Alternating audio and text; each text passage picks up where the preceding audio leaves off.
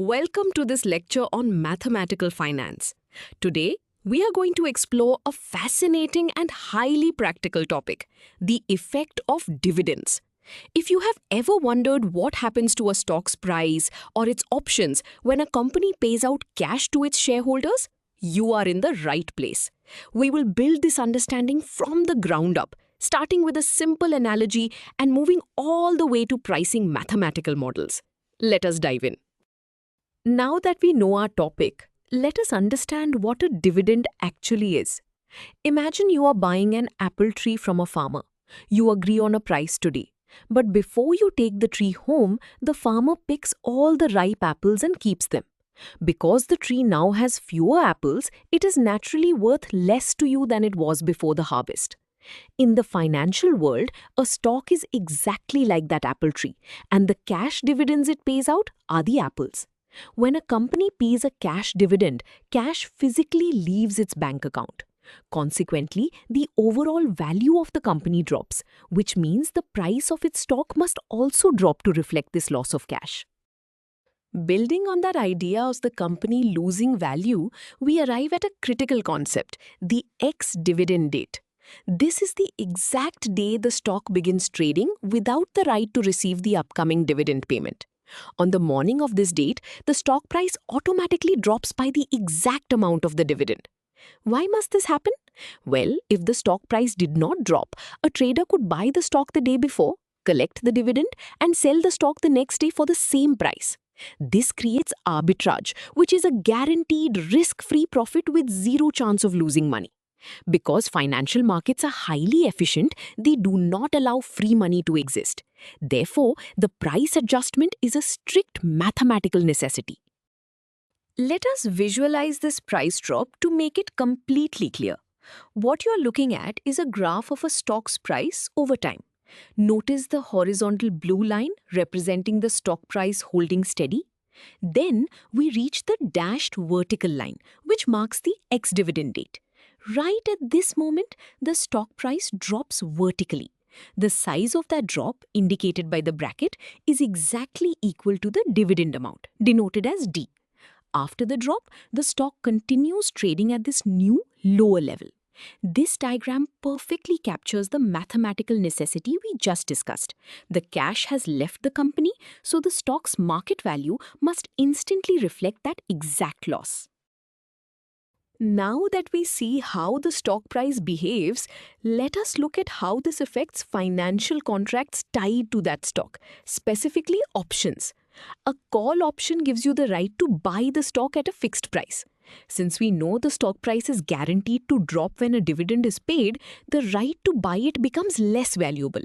Conversely, a put option gives you the right to sell the stock at a fixed price. A drop in the stock price makes the right to sell it at that fixed higher price much more valuable. Because of this, when we price options, we cannot just lose today's stock price.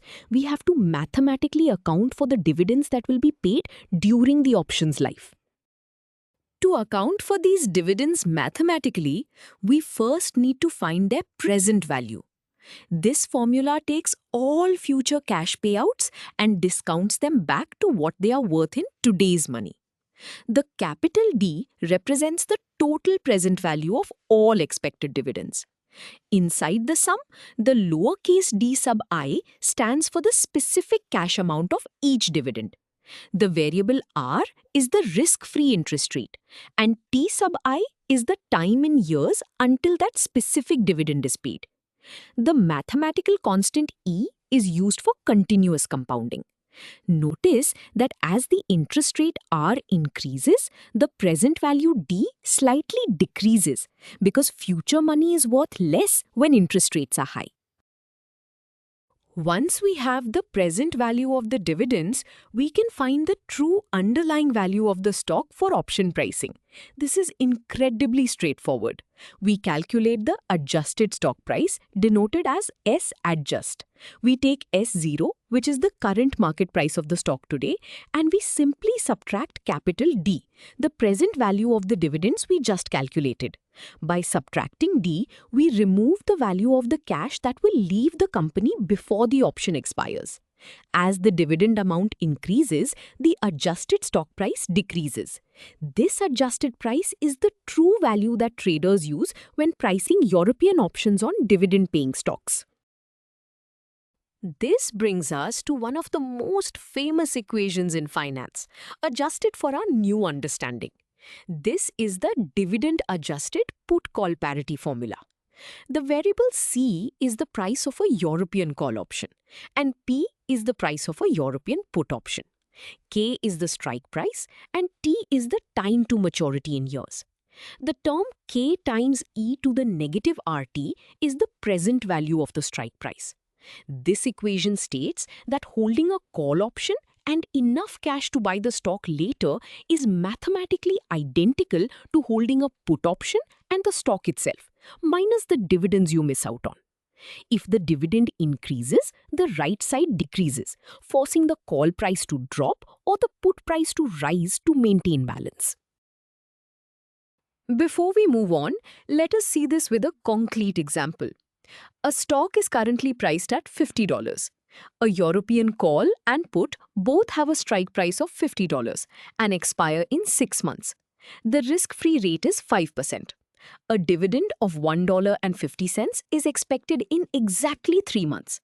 If the put option costs $3, what is the fair price of the call? First, we list our given values, converting time to years. 6 months is 0.5 years and 3 months is 0.25 years. We must find the present value of the dividend first. We plug the $1.50 into our continuous compounding formula. Calculating this gives us a present value of 1.48. Now that we have the present value of the dividend, we can continue solving for the call price. We take our dividend-adjusted put-call parity equation and substitute all our known variables. On the left side, we have our unknown call price C plus the present value of the $50 strike price. On the right side, we have the $3 put price plus the $50 stock price minus the 1.48 present value of the dividend. Next, we calculate the present value of the strike price, which comes out to 48.77. We also simplify the right side of the equation, which gives us a total of 51.52. We are now in the final stretch of this calculation. To isolate our unknown call price C, we simply subtract 48.77 from both sides of the equation. This basic algebra leaves us with the difference between these two numbers. Subtracting them gives us our final answer. The fair market price of the European call option is $2.75. Notice something interesting here? The call option is cheaper than the put option, even though the strike price equals the current stock price.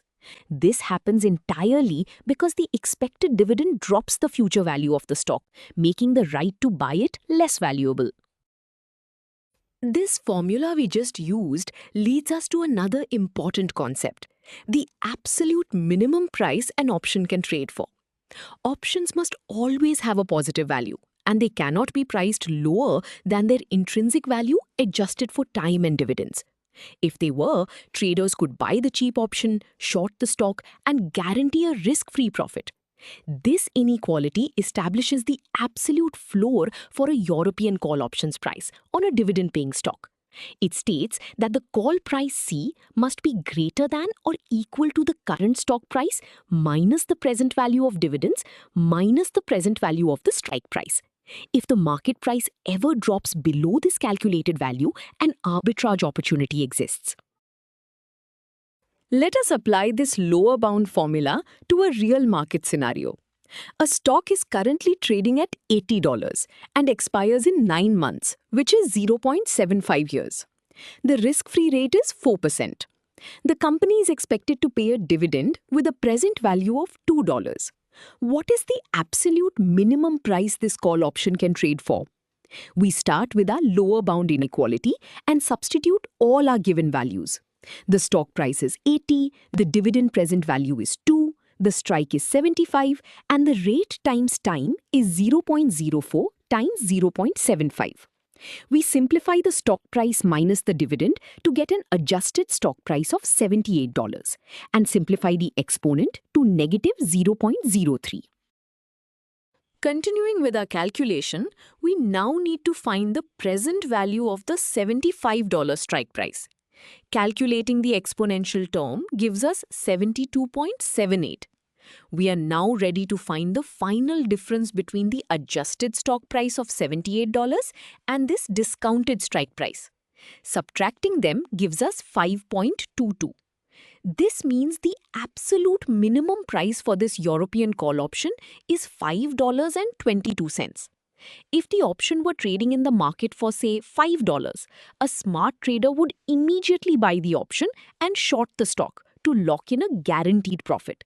Therefore, market makers will never let the price fall below this threshold.